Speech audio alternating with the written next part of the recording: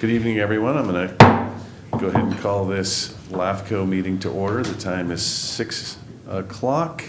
If everyone could please stand and join me in the Pledge of Allegiance. Ready? Salute. I pledge allegiance to the flag of the United States of America and to the republic for which it stands, one nation, under God, indivisible, with liberty and justice for all. Thank you very much. We're going to do introduction of commissioners and staff. We'll start to my left. Amy Bublak, city member. Terry Withrow, county member. Ken Lane, public member. Vito Chiesa, county member. Richard O'Brien, city member. Bill Berryhill, public member alternate. Javier Camarena, assistant executive officer. Sarah Lytle-Penny, executive officer. Rob Terrell, LAFCO counsel. Jennifer Vieira, commission clerk.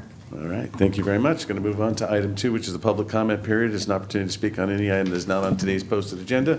Please keep your comments to 3 minutes, and the board cannot act on anything that is not agendized. So we have 2, or actually 3 speakers. First one up is Milt Treeweiler.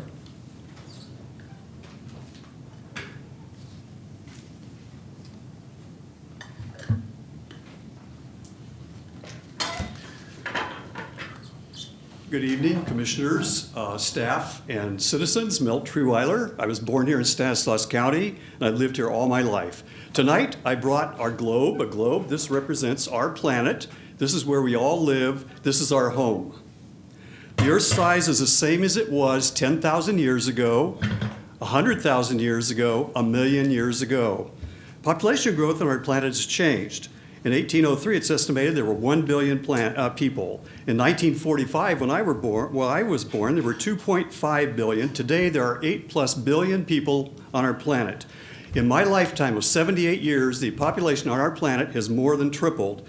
In 2060, 36 years from now, it's estimated to be 10 billion people.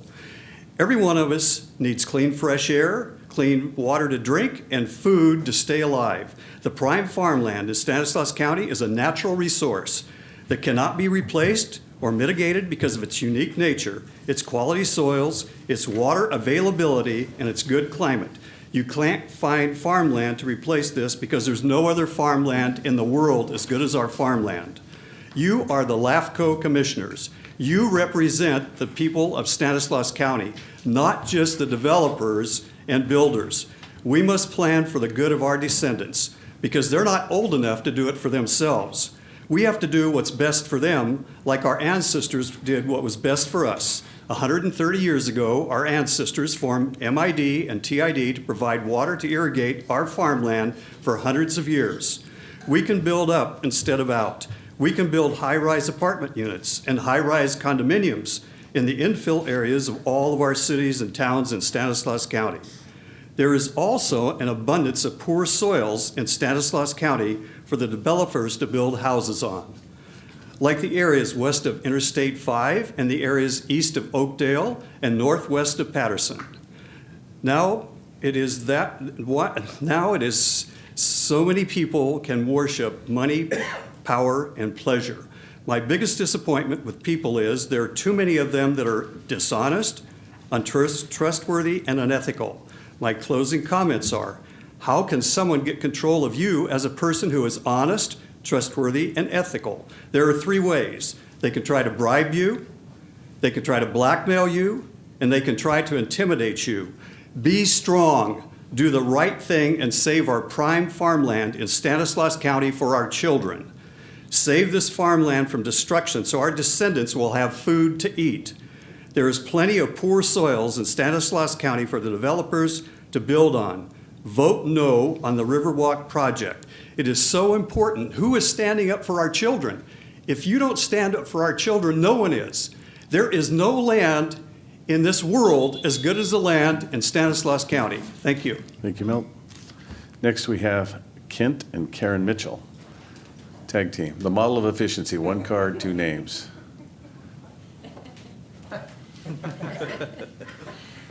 Okay. Well, thank you for this opportunity to speak tonight, commissioners. So I'm going to address I'm going to mention that I'm concerned about the risk in terms of building on floodplain. known floodplain. The risk today with building on floodplain is not what it was 20 years ago or even 10 years ago. Climate scientists say that they cannot predict annual rainfall amounts in any one region, but they are in agreement in stating that precipitation events will become more intense everywhere because of atmospheric warming. A warmer atmosphere can hold more water. Going forward, there is a higher probability of extreme weather events, so we're including floods. And since 1968, the terms 1 in 100-year flood area, 1 in 200-year flood area, etc., have been used to categorize risk.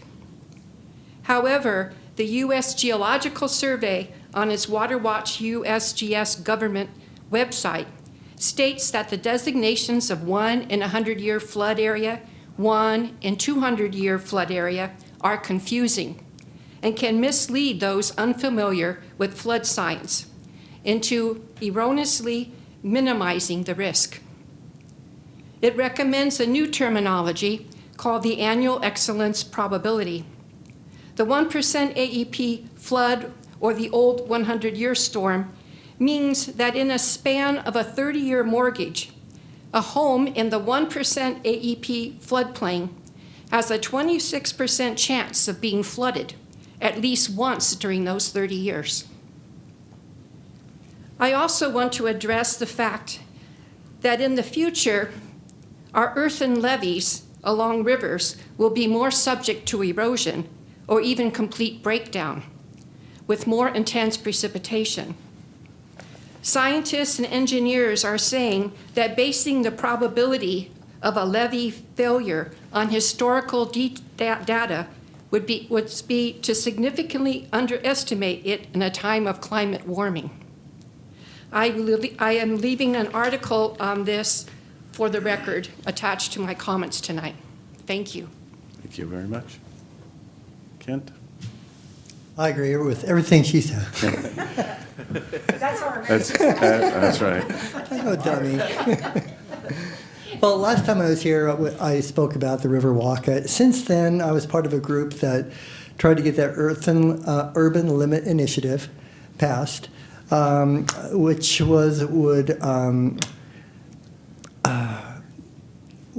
if we got enough signatures, would have appeared on the ballot, and then if that was passed, Riverbank could not build out where Riverwalk is proposed without over a 50% plus one vote tally. Now you probably know this, but you may not, because the paper said we just fell short, but we actually had 200 more signatures than required, so we had it made, right? Turns out 300 were fraudulent signatures, and by one-page signature gather in particular. So it wasn't because the sentiment wasn't there among the voters. It's that fraud kept us from getting that on the ballot. And I got to tell you, when I went door to door, there were a few people that were either in favor of it or they weren't opposed to it. I'd say at least 80% were not in favor of this project. And it's not very popular among the residents of Riverbank where I canvassed. And for the reasons that Milt talked about, the prime farmland, that's a big one. The fact that it's an age-restricted community that really would do nothing to meet the needs of the citizens of Stanislaus County for the most part. The traffic congestion is just going to be a nightmare. And I appreciate being in front of you. The people, the commissioners of LAFCO, you do a very important job. Because I'm a capitalist. I believe in that. I think it's really the best economic system in the world, but with controls. Not just blatant capitalism where anybody can do whatever they want. And I look at your group, LAFCO, as being the controls of what kind of vision do we want to see for our area, our community? So, and is this the right thing going forward for the vision of our future? And I don't think it is, and I hope you consider that. Perfect timing. Yeah, thank you very much, Kent. Next, we have Karen Conroto. Is that how you say it? I think that's the right way to say it, but my name is Karen Conrado, excuse me, and I live on Hogue Road. I'm here this evening. Good evening, commissioners. I also appreciate being here and being able to speak and say how I feel. I object to the development of the Riverwalk project, and I implore you to consider the ramifications of this project on our county and our community. There is an aggregate effect that doesn't seem to be addressed. Everywhere I drive in our county, I see pulled out trees, pulled out orchards, and you turn around and there's warehouses, there's churches, there's housing subdivisions, or signs for coming construction. It just seems to be rampant, and it seems to be backing up, taking orchards that are next to orchards, which, is for the future, indicates further development.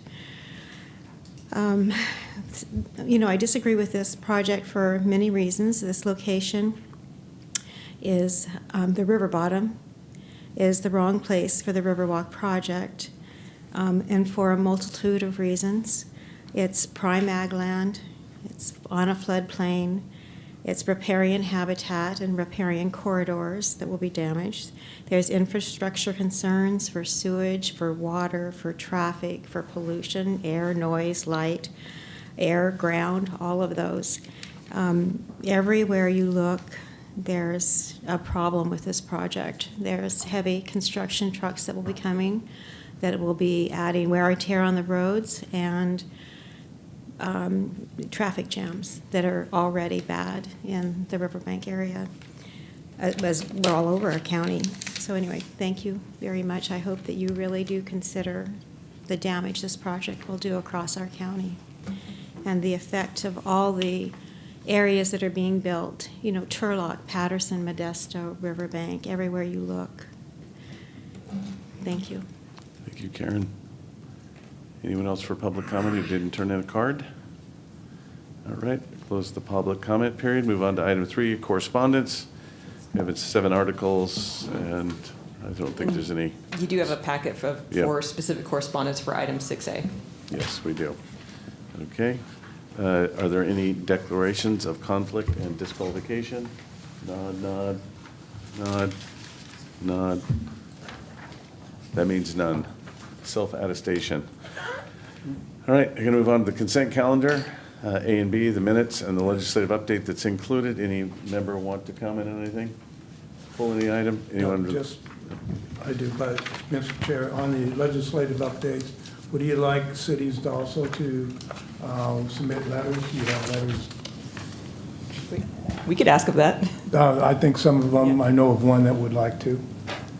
Okay, we'll include that. Any member of the public want to comment on any of the items on the consent calendar? Seeing none, I'll bring it back to the board for action. Move. We have a motion, and we have a second. All those in favor say aye. Aye. Opposed? Motion carries unanimously. On to the public hearing, Municipal Services Review, 2023-06, Sphere of Influence Update, 2023-06, Fire Protection Districts in Stanislaus County. Sarah. Javi will be giving the presentation. While he's getting it up, the correspondence that you have includes a memo from LAFCO staff, a letter from the Oakdale Rural Fire Protection District, and also a letter from Salida Fire Protection District, just to be clear. Good evening, Javier Camarena with LAFCO. The item being discussed this evening is Municipal Service Review and Sphere of Influence Update number 2023-06, Fire Protection Districts in Stanislaus County. The state mandates require that the commission conduct a municipal service review and sphere of influence update for all cities and special districts every 5 years or as needed. The current update covers the update for the fire protection districts in Stanislaus County, and as you can see on this slide, lists all of those fire protection districts. The previous municipal service review and sphere of influence update, or as we like to call MSR SOI, was approved in 2016. Staff sent each fire district questionnaires for updated information, requested recent audits and contracts, and conducted research on each district. The current MSR meets state requirements for information and determinations. There are no changes proposed to the spheres of influence of the districts, and the document provides an update on information for each of the districts in the district profile section. So the MSR points out some key findings that were made. First finding is that there's an ongoing concern regarding the impacts of detachments on fire districts with the growth of cities, which results in loss of revenues and territory. The second finding is that there has been an increase in contract for services between fire agencies. Districts are continuing to lose territory, having funding challenges, and will likely be interested in contracting with other agencies to take advantage of efficiencies and cost savings. So just for example, this is a map of the county. City of Modesto is actually providing fire services for a number of districts in the county right now. In the dark green, you see there it's fire and administrative services, and in the light green, those are areas that are receiving administrative services from City of Modesto. Another finding is that currently 4 districts are not collecting development fees. They're listed there on the slide. Collection of these fees may aid in future infrastructure and budget needs for these districts. The fourth and final finding is that several districts are struggling to maintain staff. They're struggling to staff their fire stations, purchase and maintain equipment, maintain their facilities, and raise revenue. And as a result, services being affected. So the MSR points out some recommendations for LAFCO. In order to address these findings, like I said, there's certain recommendations that the MSR points out. The first recommendation is an analysis of the economic impact of detachments on special districts. The second is to support long-term planning efforts by the districts by identifying overlapping spheres and future impacts to revenues. The next recommendation is to support the adoption of development impact fees for those districts that don't have them. And last is to formulate a reorganization guide that includes examples of successful reorganizations and consolidations. The MSR also points out some recommendations for the districts. The recommendations include long-term planning by identifying specific areas where there's potential for annexation or detachment. Next is to continue partnerships with the adjacent districts. And last is to consider the options, including regionalization, such as service contracts, reorganizations, and potential consolidations or annexations into neighboring fire districts. This should be done in order to determine how to best serve the community. This may also benefit the community with better response times and service. During the review of the draft report, staff sent a referral to all of the fire protection districts. Staff received a letter from West Stanislaus Fire Protection District, which recommended the creation of a community facilities district, the prohibition of detachments, and greater cooperation between fire agencies. LAFCO does not have the authority to enact a CFD or prohibit detachments. However, LAFCO does encourage cooperation between agencies. And a copy of that letter is found in the report. Staff also received 2 two additional letters, one from Oakdale Fire Protection District and one from Salida Fire Protection District. Those were received after the staff report had been completed, and they're available in your correspondence that Sarah mentioned. The letter from Oakdale Fire provided some technical corrections to the district's MSR profile, which staff is going to correct in the final MSR. Additional comments in the two letters mentioned the following. First, that there is no funding mechanism in place to offset new development impacts on districts. Next, the letter suggests utilizing county development fees and community facilities districts for more revenue. And the letters also suggest that an independent analysis of the less than county-wide fire tax be done. The letter that we received also from Oakdale Fire District also states that the MSR should acknowledge the county's allocation of Prop 172 funds. Staff is recommending the following language into the MSR. We didn't have it in the MSR, so we decided to put it on here for your review. It's also attached in the correspondence to take a look at. I'm not going to read it for you, but if you want to take a closer look at it, it's there. Some language we are proposing to put into the MSR regarding Prop 172. Pursuant to CEQA, the MSR is considered exempt. Staff's recommendations can be found on page 4 of the staff report, which includes approval of the municipal service review and service sphere of influence update for the county fire protection districts, along with approval would also approve staff's recommended changes. That concludes my presentation, and staff is available for questions. Can you just back up? I didn't read the whole Prop 172 question. I just needed to, I'm a slow reader. Yeah, no problem.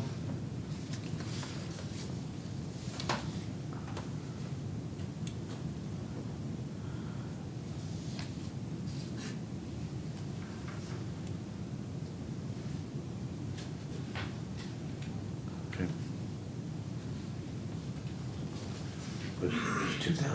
2019-20, when we did that, it seemed like just Yeah, yesterday. but it's on a year-by-year basis. It's not, it comes to the budget, so it didn't say otherwise. Okay. Any questions for staff? I do. Going back to my time on the city council, and before the city of Modesto, they agreed with the contract and that sort of, excuse me, that sort of thing. I noticed that some areas were exempt because city of Modesto is taking care of it. Is that what I'm reading here? There's nothing in here that says anything about what was before and what is now, which is a little bit concerning when, you know, I was a part of the half-cent sales tax. And I don't know why anybody didn't bring that up or answer that at all, but it's a little bit concerning. I think there was reference to the prior contract that Modesto had. In the report? The previous, yeah, because this is actually, so this is the third update that we've done. Okay. There was one in 2007 that actually Right. mentioned Proposition 172, but at that time, there was no Right. money going to the districts. There was the update in 2016. Right, which I was a part of that. At that time, Yeah, Prop 172 wasn't it wasn't. part of it. And then in between the update, 2019, 2020, is when that allocation started to occur and fell off our radar until we started seeing it on budgets, until it was identified by the district as Yeah. well. So Right. we're just recognizing that that's there. There are some districts that do not get it because the county has determined that they weren't negatively impacted like the others were. Right. It still probably represents you know, in essence, it's meant to mitigate the effect of having lost funds. So it's not as though, it's probably not considered a significant amount of revenue as compared to, you know, a new special tax, say, for one of the districts, or an annexation, or some other form of reorganization for the districts in terms of impact. Okay. But were you asking about the districts that were contracted being exempt? Yeah. Exempt from the Prop 172 or exempt from the review? Review. So we've still included the districts. Yeah. From the LAFCO perspective, even though a district is contracted with Modesto, they still exist as a district, and that contract is really only temporary. Some of them have 5-year terms that. Yeah, I some know of the them are city almost up. series, I think they did theirs in a 5-year term, if I I wasn't a part of that council that came after me, but, So we have to continue to identify them and include them, and with some of them, well, there's. there's a half cents there, right? That Yeah. we fought for, and that was public safety, if you will, for police and fire. And that's never been quite explained to me, even though I've asked the questions many times, but, and we're not gonna debate that here tonight, but Yeah. I just wanna make sure that's being recognized. Yeah, it's still recognized as a revenue for them, for those cities that have adopted measures for public safety. Okay. But in terms of long-term, what's going to happen? We'll see. Either, continuing the contract, or what Right. we would hope is that this at least spurs the conversation for looking to alternatives. We've talked before, when those contracts have come to your commission, we've talked about how the contract itself can sometimes just be kind of a trying on of, Sure. okay, how would this work if we were to regionalize a little more? And what would be the next step if we made this a little bit more formal? If one district annexed the other, what implication would that have financially? So this is really just the beginning. It's not requiring any of these districts to do any of that, but it's encouraging and sort of presenting them the idea of Another that being moving something. piece, right? Yeah. Yeah, okay, thank you. Thank you. Other questions? Mr. Chair. Yeah. On the districts that do not have development impact fees, what's their reasoning? Well, one on there that I saw was industrial, and that one is currently operated by a JPA, so it may just be the fact that the agencies that are operating the JPA haven't considered that, or haven't But they gone have through the that process of authority. it. Yeah, Okay, so to me, that is a function of that district, whatever their shortcomings in planning. I mean, Yeah. there are, for example, Consolidated has 84 cents a square for any new development. That's probably the highest in the county compared to others for any development, residential. And school boards have $4 and something a square. So the funding is available if they go out and do an agreement with the entity, whether it's a city or the county. And I'm sure the county wouldn't have any issues. Now, when consolidation happens, should be applied the same way it is applied with property taxes. The property taxes has a baseline, so if Salida has a baseline, this is what we're getting, they should be getting that from, and Modesto assumes it, they should be getting that, just like property taxes, but anything above and beyond that should be then given to Modesto, just like your property taxes, and that is an easy fix. I know it's not probably well received because it's a loss of territory, and territory is, I guess, the importance. I also have a problem with the way we do the EMTs. There is a contract with American, is there, AMR?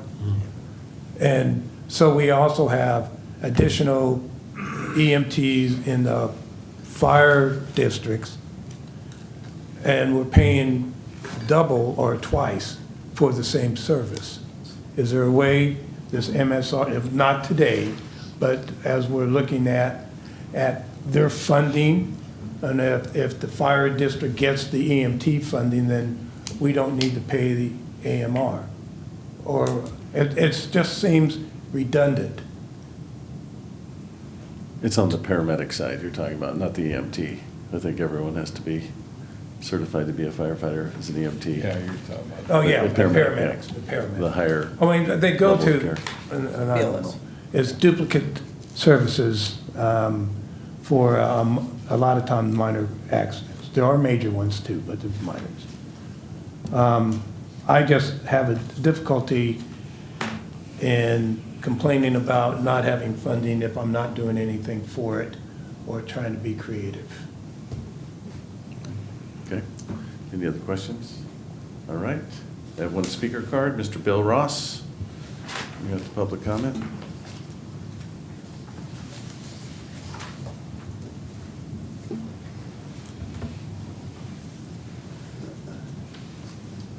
Good evening. My name is Bill Ross.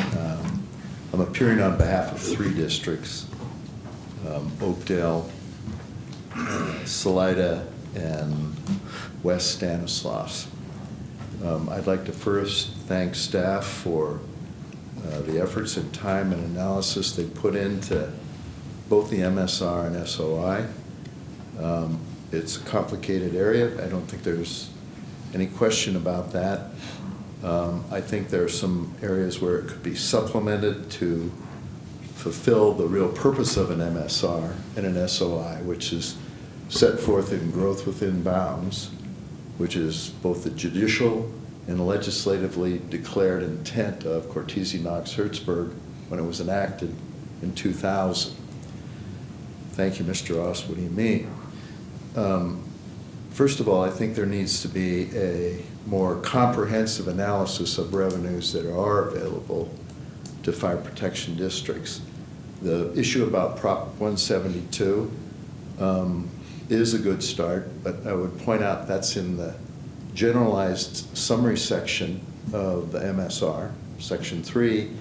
When you go into each of the analysis sections for the districts, there's a provision required under both MSR and SOI for financial analysis. So it should say, here's the Proposition 172 funds that are available for each of these districts.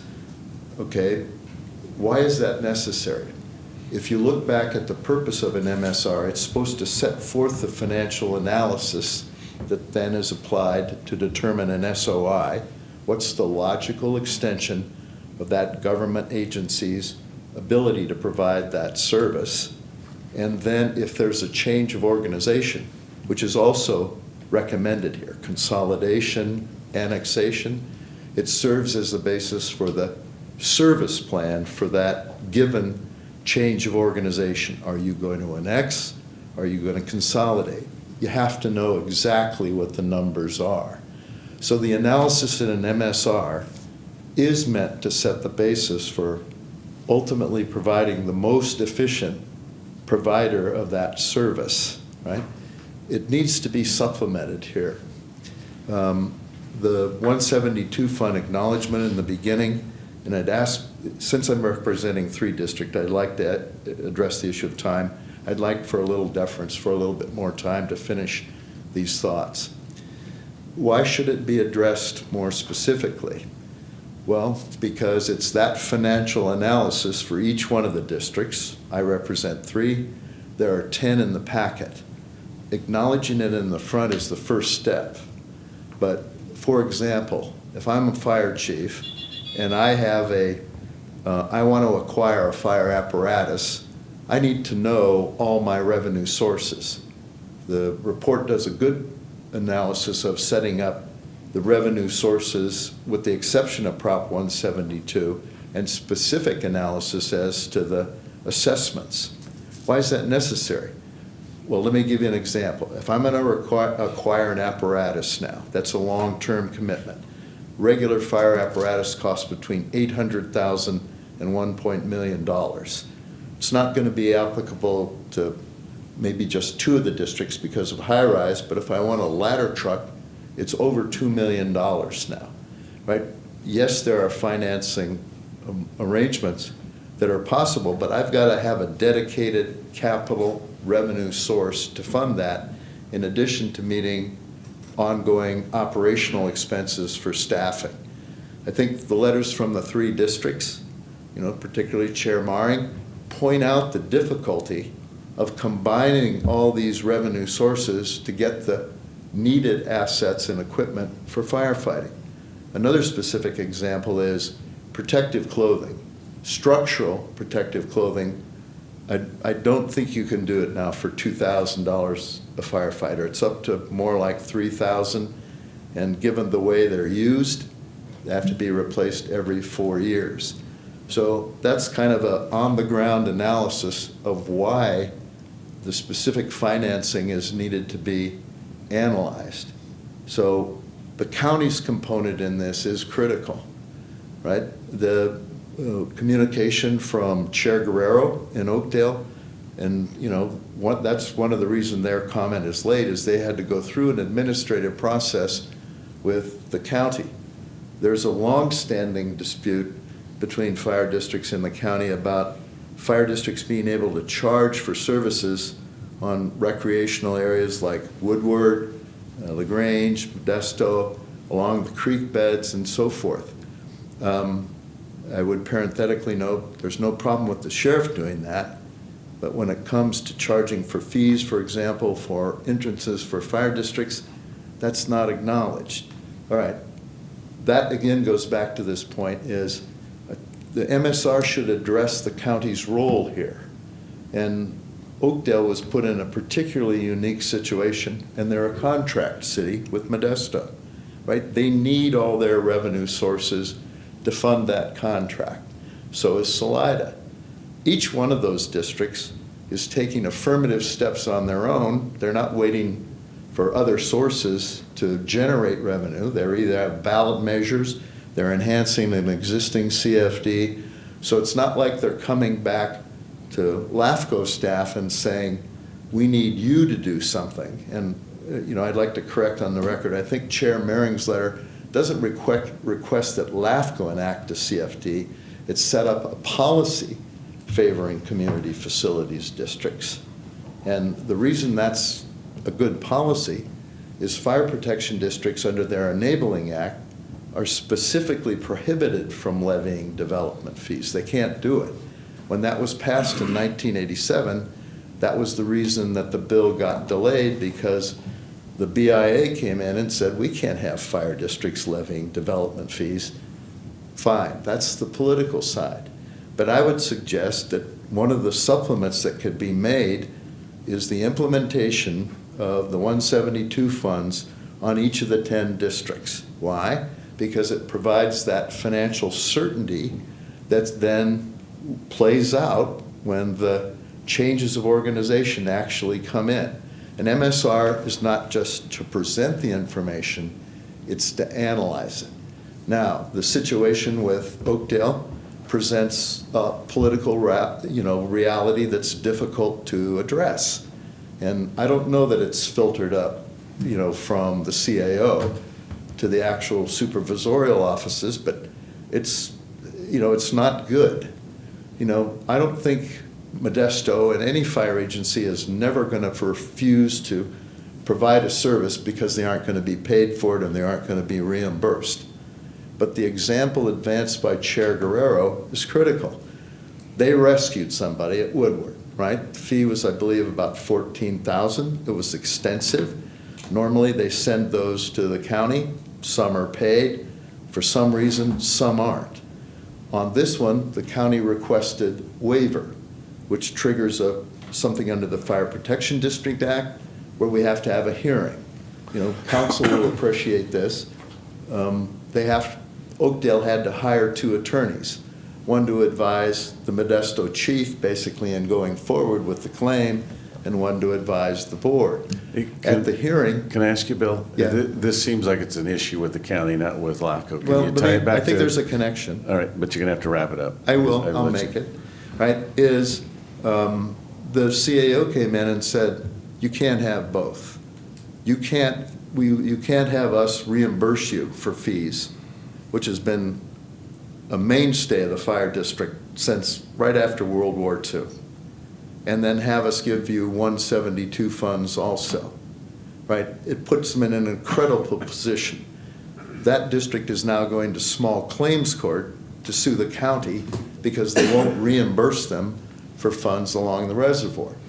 My point on the document as a whole is, I think there needs to be a further analysis in each of the categories, right? You go through and you make specific findings for each of these districts for both the MSR and the SOI. They need to reflect what that financing is exactly. because that's going to serve as a basis for consolidation later on. It's very good that staff recommended that, but unless the information's there, it's just not going to occur. I think one other issue that's been continually raised as a revenue source, there are two. One is the less than countywide fire tax. It's levied every place except Modesto and Turlock. You know, the districts aren't advocating any type of, just a portion of that.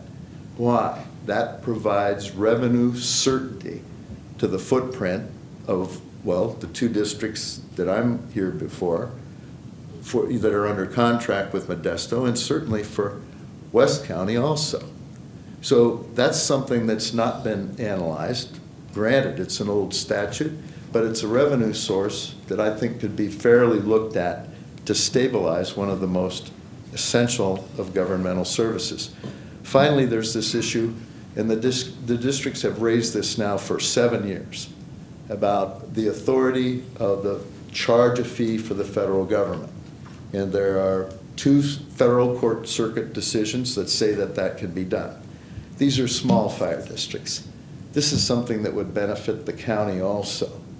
You know, at least that should be analyzed in an MSR to say there are significant federal lands here for which a cost for services, not a tax, can't do that. Local government can't tax the federal government. But just like water quality, the federal government has to pay for those. They could do that for fire service. So I'd like to thank staff for the analysis that they've done, but respectfully suggest that I think there needs to be a fleshing out of this to really benefit the whole purpose of an MSR leading to eventual consolidations or enlargement of contract for services that would furnish and would be a benefit to the landowners and the people who do receive fire and emergency medical services. Thanks. Thank you much. I do want to ask one question because you talked about the 172. Are you saying you want it equally split between all the fire districts? No, I'm not. I don't think any of the fire districts would advocate that. It's clear that's within the discretion of the board. The point would be that that should be part of the analysis. You know, Chief Fry's sitting back there. If I want to buy an engine, I'd like to know every year if I'm going to get 150,000 or if it comes down to a discretionary analysis. And if it's not going to be there, then another form of financing can be examined. Certainly it's part of what they do, right? But there's an uncertainty to it that should be analyzed in the MSR. Again, the financial analysis is what's critical to providing the basis for efficient combination of fire and emergency medical services later on. Thank you. All right, anyone else?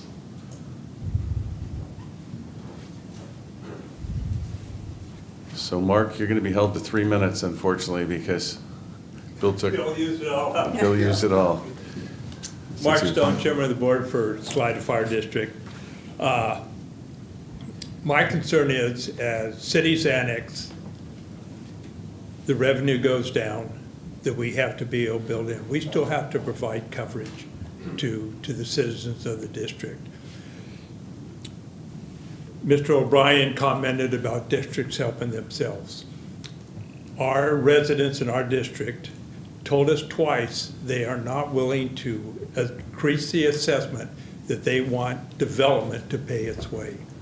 So in 2010, a previous board put in place the CFD for the Salida Fire Protection District, that in addition to development fees, charges a square footage fee for different types of development, whether it be industrial, any new development within the district. Onto it. It's very effective. The only problem is there's a lot of places we can't get support from agencies. You were good enough as a board to throw the district a lifeline back pre-Murphy days on annexation that is now the Wood Glen subdivision, Pellendale to Bangs, Carver to Tully out there. You annexed it, had it annexed without detachment. That was a revenue source. There was a revenue sharing agreement in place with Modesto to be able to split the revenue for it. Through something that went on at City Hall, The developer came to us, wanted to develop.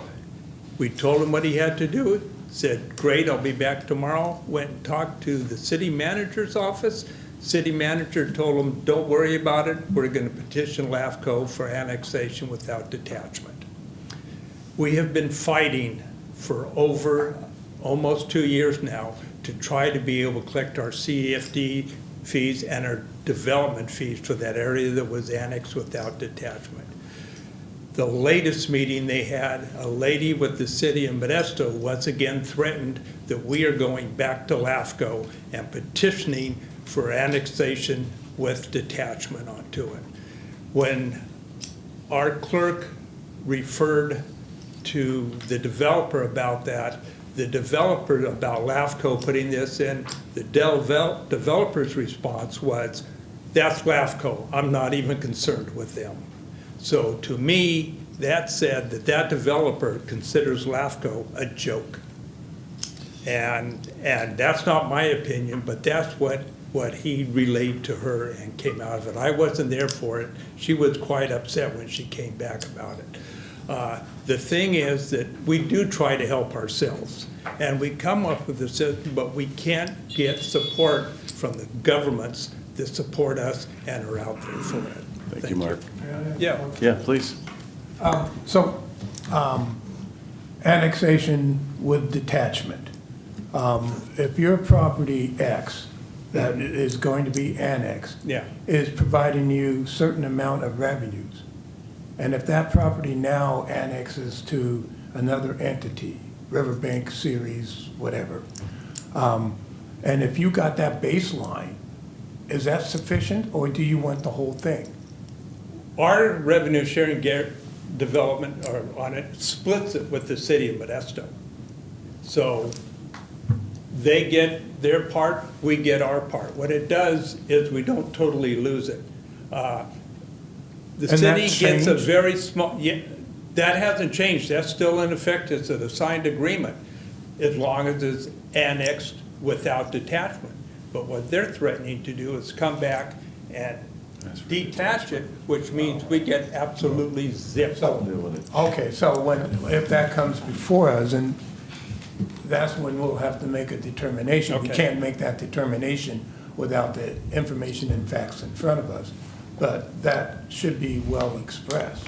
And what I'm trying to say is annexation with detachment is the only thing that's going to keep your fire district surviving as cities expand out onto it. There needs to be something that's a guaranteed revenue source with them, because once that's gone, you eventually making all the residents in that district second-class citizens because they can no longer afford to pay for the service they're getting out of it. We are a district that is over NFPA's recommendation between volunteer and paid. By NFPA's recommendation, the number of calls we run, we need to be a paid department. A volunteer department cannot serve that type of call volume. Thank you. Yeah. Member Lane? Yeah, just with what you're talking about. Okay. From the city of Ceres, going back, right, a Yeah. little bit, but Westport, right, we had an annexation and we were taking in a big part of what they serviced, right? And obviously, when you do that in a district, you take money away from them. And city of Ceres, we addressed that at the time. I'm not sure where it is today. West Landing? Yes, Yeah, West I Landing, remember. yes, Yeah, yes. LAFCO at the point. Right, yeah, and, I think we came to an agreement and that sort of thing at that time. So I can see this as moving, and I can remember being back on LAFCO, and this was back a few years, right?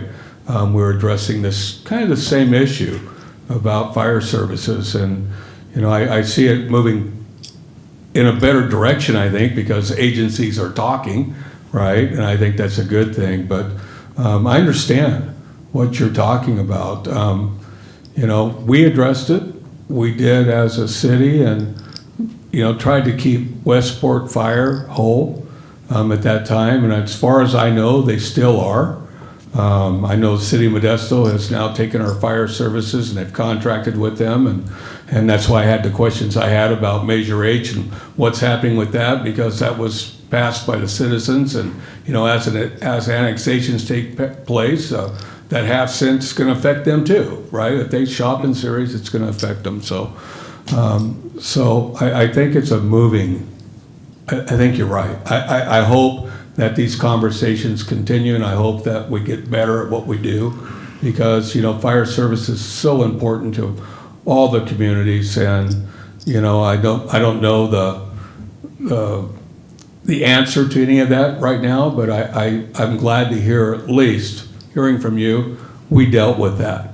And, hopefully that'll happen with you also in your district. So, and I think it's still happening in the city of Ceres, even though the city of Modesto has, basically, we've contracted with them. So just a little food for thought. Okay. Also, can I address a question Mr. O'Brien had about the paramedics and why the two different styles of them? Make it quick. Okay. Reason is AMR got a contract that extended their response times into rural areas so long, and also in the city, that you will be dead if there's not a paramedic on a fire engine in a lot of districts. That's the simplest way to see it. You've got 4 to 6 minutes for clinical death, 8 to 10 minutes for biological death. They extended the run times for ambulances far beyond the time for biological death. That's why the fire departments have paramedics on there that come to you free of charge. AMR charges you if you come to them. My question was, why do we have both? Yeah, If I'm gonna die with one, I don't think I want that. I don't want to pay for me dying. Yeah, because in this county, I mean, I will, but. you'll be dead if you Thank you, rely Mark. on AMR. Anyone else? Get that. All right. Seeing none other, I will bring this back to the board. Other questions of staff? Thoughts? We can continue down this path of looking, adding. I don't think anything precludes us from doing that. You're probably going to need information from the county on some of those that would be added less than countywide, and some look at Prop 172. I would imagine that's going to take county staff or OES, Office of Emergency Services. So I think we can still do that as as we move forward. So with that, The roles of the county was mentioned. The roles of the county were mentioned. CFD or. Yeah, I don't know, I do not understand.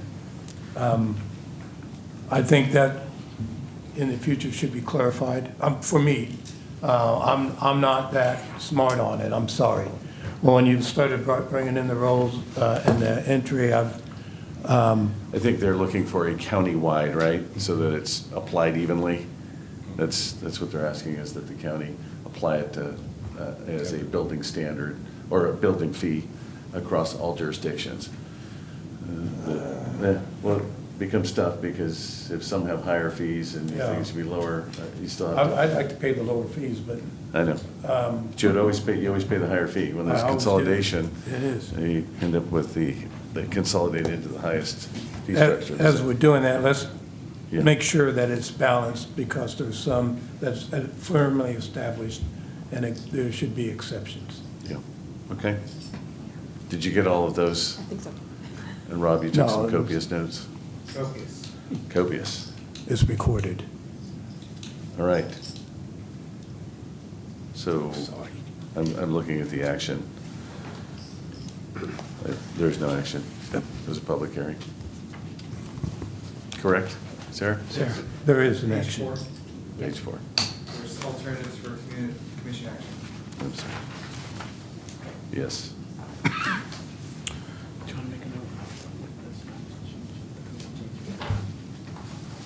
So if you choose to approve and adopt it tonight, we would also recommend that you include the changes that Javi outlined, the minor technical changes as recommended by the districts, correcting things like acreage and fire station, and then the Prop 172 language.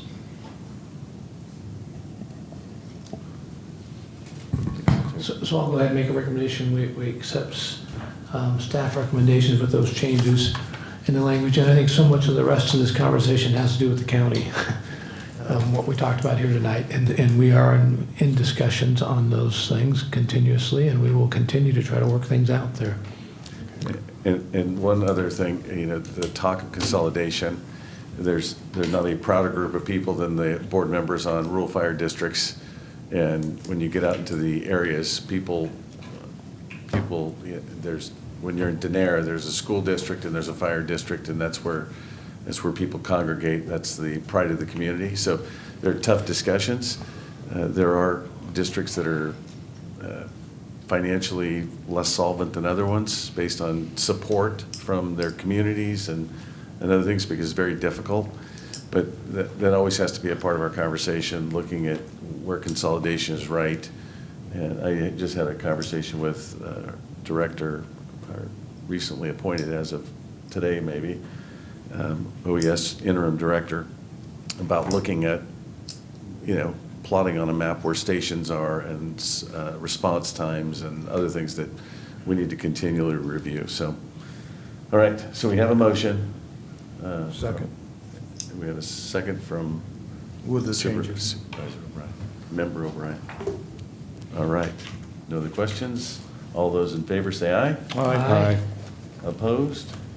Motion carries unanimously. Thank you very much for coming in, everyone. We're going to move on to number 7, which is other business, an update on the Zachariah Baldwin Master Plan reorganization to the city of Patterson. Yeah, just very quickly, I provided you, at the last meeting, we had spoken briefly about City of Patterson and their Zacharias Baldwin annexation that was temporarily halted and was due to go to an election. We were sort of in a state of flux where we didn't know if they were going to hold the election or not. Since that time, they did hold another special meeting and decided to go ahead and move forward. So they're back on track, but the story of what occurred and their reasoning and their staff report is attached for you in full, because the last meeting I was only able to give you a verbal report, so it's all here for you.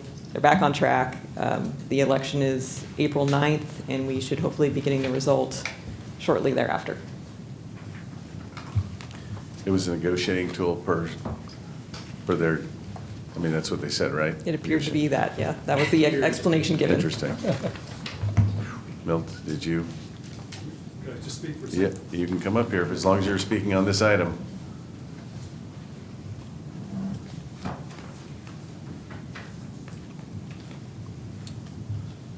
Yes, Milt Treeweiler. This is one of those strange things that occur that are just hard to understand, because I actually had some conversation with some of the people there in their city, and from reading the report here, it didn't follow with what they were telling me. So if you have two opposing opinions, someone is not telling the truth. I would go with Sarah as telling the truth, but that's immaterial. And Javier. But there's just something weird about this whole thing. And again, I can say generally, you have to look out for the future. What is the goal of LAFCO? We're going to have to make this planet work. Are we just going to die off in 300 years and we're all dead because we didn't save land for food? We've got to be realistic. We cannot just keep ignoring our descendants. Our ancestors took care of us. We've got to take care of our descendants, or stop having children, I guess. We could die off that way too. But there's got to be some long-range goal here that we're trying to achieve, and not just satisfy the people in your district that you happen to know, or the developers you happen to know.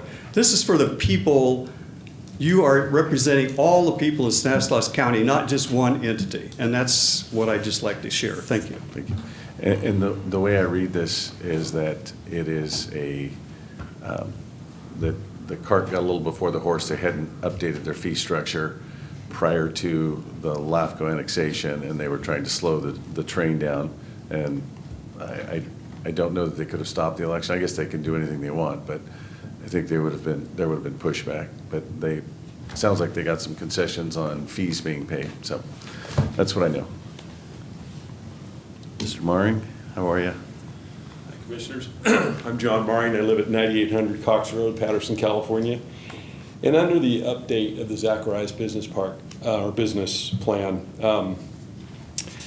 You know, I came, I guess, on 7/26/23, we had a meeting where that was passed 3-2 by LAFCO to continue with the development.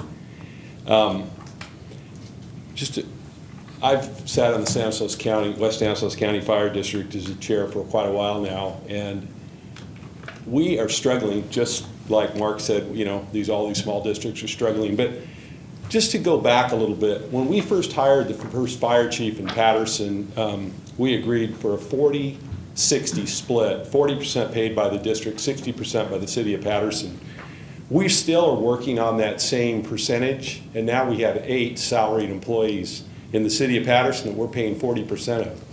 So my concern, and I've spent a lot of years trying to keep the West Stanislaus Volunteer Fire Association strong, and it's been a great organization, but at that meeting on 7/26/20 in front of the commission here, the city of Patterson assured me, and the mayor, Mayor Clazel and Ken Irwin both got up here following me and assured me that they would keep our fire district solvent.